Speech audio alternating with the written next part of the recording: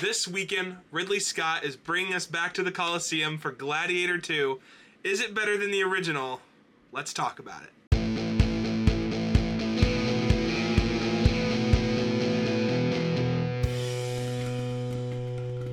I just got home from seeing Gladiator II. I actually went with my dad because he's a big fan of the original. He wanted to go see this with me. We had a really good time. I'll kind of get to it quick, just if you're wondering. Is it better than the original? I don't think it is. But there's a lot to talk about involving that. So, real quick, before we kind of dive into this review, if you are new here, consider subscribing so you don't miss any other reviews like this one. Also know there will be a spoiler and a non-spoiler part of this review. So if you don't want to know any of the spoilers, watch the non-spoiler part, or then save this video, come back later after you've seen the movie. Let's go. Starting off with the non-spoiler stuff, Pedro Pascal and Denzel Washington are easily the best parts of this movie. Even though they're not the main characters, they're the best parts of this movie. Every time that they were on screen, I was just totally forgot that I was watching a movie. Like, it was very encapsulating, I guess is how I would describe it. But Denzel Washington probably was my favorite in this movie, just because, like, he's not the typical, like, I'm gonna rule everything. He does everything, like, kind of how the, you know, like, the audience, you know, like in movies, you'll be like, oh, like, they should have done that. That's how he acts in this movie. And it's really good. Probably already know this, but they do kind of lean into the history of Gladiator 1 with some obvious connections, which if you don't know, I won't spoil for you.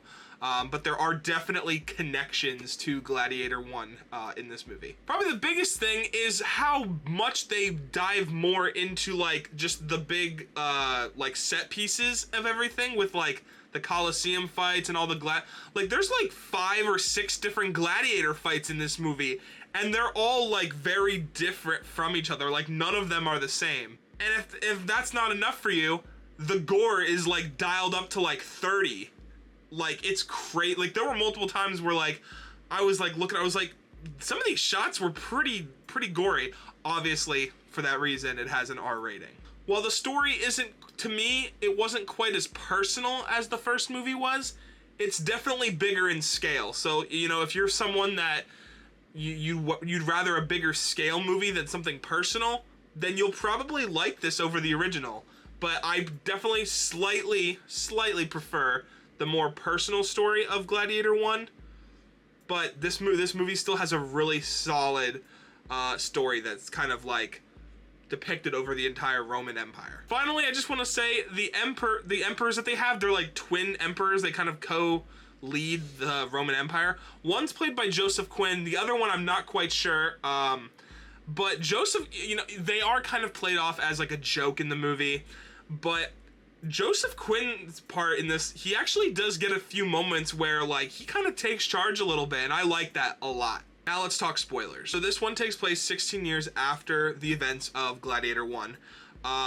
There's kind of all new people. There are some of the same characters, but most of them are new characters. Lucius is our main character, and you heard me say, if you watched the non-spoiler part of this video already, you've heard me say that there are connections to Gladiator 1, obviously those being that Lucius is the little boy in Gladiator 1 who met Maximus, which is his father, obviously, and was sent away at the end of Gladiator 1 because he was next in line to rule, and his mom knew that, you know, people would be out for his head.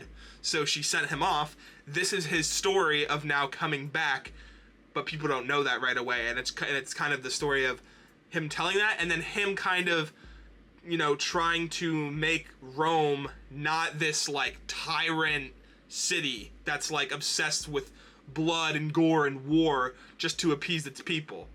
That's kind of, I would say, the main premise of the movie. Towards the end of the movie, they kind of drop a bomb, which I thought was really cool.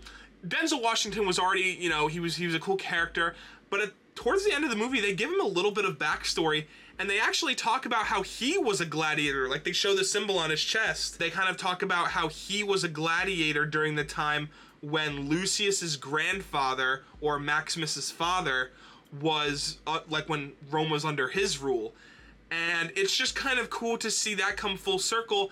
Not only that, but, like, the fact that, you know, these two want to, you know, have peace in Rome and not like all these gladiator fights, right?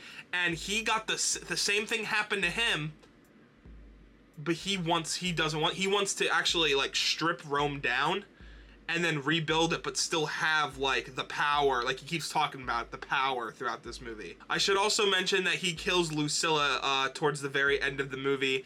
He's trying to save her, and he almost does, but he's just a little too fast, and he grabs a bow from up on the thing. Like the whole Colosseum kind of erupts into chaos, just because Lucius's plan and all the other gladiators coming around, and he grabs a bow and he shoots her and kills her.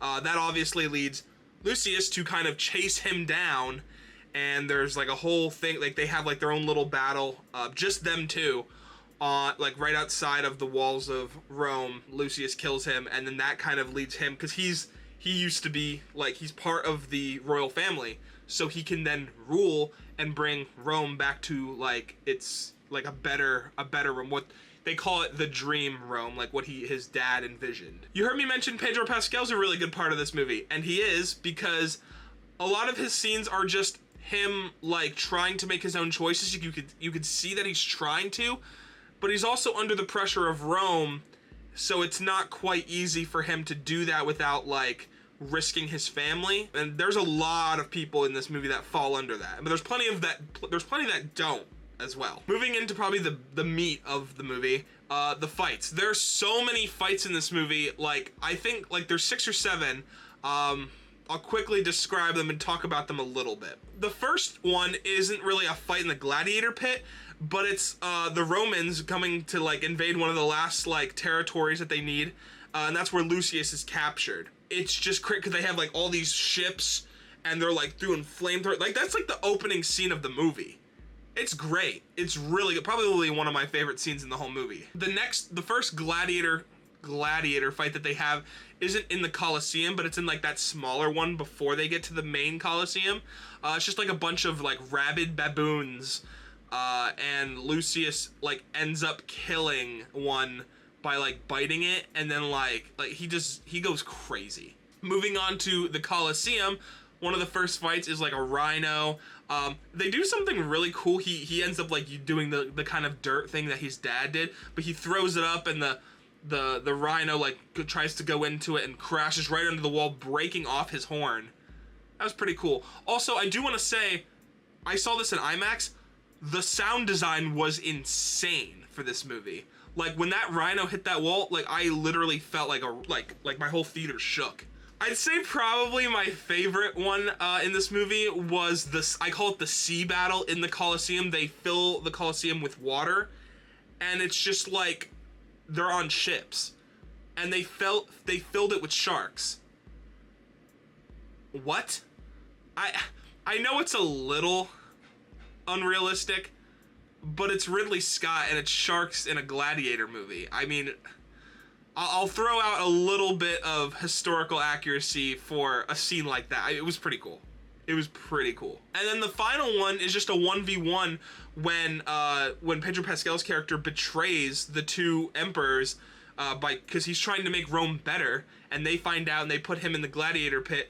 But it's funny because Pedro Pascal was leading the army that killed Lucius's wife before he knew like who Lucius was and stuff.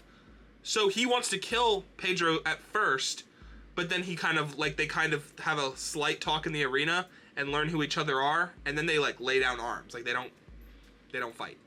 And then they kill Pedro Pascal because they're like, well, if you're not gonna fight, we're just gonna kill you in front of everyone. And yeah. Finally, they do have a shot at the end of the movie where it's like the two sides, it's like all the Rome and then like the other side, and it's like this giant battlefield, and you see Lucius kind of like giving a speech about how there's a dream for Rome and how they want that's what they want. That's what his grandfather had, that dream.